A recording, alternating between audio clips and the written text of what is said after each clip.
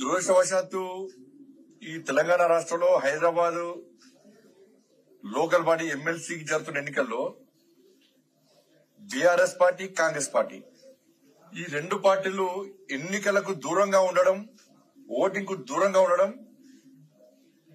ఇలా ప్రజాస్వామ్యానికి విరుద్ధం. వీళ్ళు నక్సలైట్ల వారసులుగా వివరిస్తున్నారు. వీళ్ళు అది కూడా గొప్ప ఎప్పుడు రాష్ట్రం నక్సలైట్ల వారసులు కూడా గొప్ప ఎప్పుడు దౌర్భాగ్య పరిస్థితి ఉన్నది తెలంగాణ రాష్ట్రంలో. ఎన్నికలను బహిష్కరించే వాళ్ళు, ఎన్నికలకు దూరం ఉండేవాళ్ళు ప్రజాస్వామ్యవాదులు కాదు. వాళ్ళకు ప్రజాస్వామ్యం నమ్మకం లేనట్టే. క్యాండిడేట్ లేని ఉంటారు వీళ్ళకు. ఎమ్మెల్సీ ఎన్నికల్లో క్యాండిడేట్ లేరు వీళ్ళకు. హైదరాబాద్ లోకల్ బాడీ ఎన్నికలు కూడా క్యాండిడేట్ లేరు. ఎమ్మెల్సీ ఎన్నికలు ఈ ఎమ్మెల్సీలు కూడా మరి క్యాండిడేట్ లేని పార్టీలు ఎందుకు ఇవ్వాలా? వీళ్ళు వచ్చి 10 సంవత్సరాలు అధికారం చెలాయించారు. కాంగ్రెస్ పార్టీ అధికారంలోకి వచ్చి 15 నెలలు అయింది.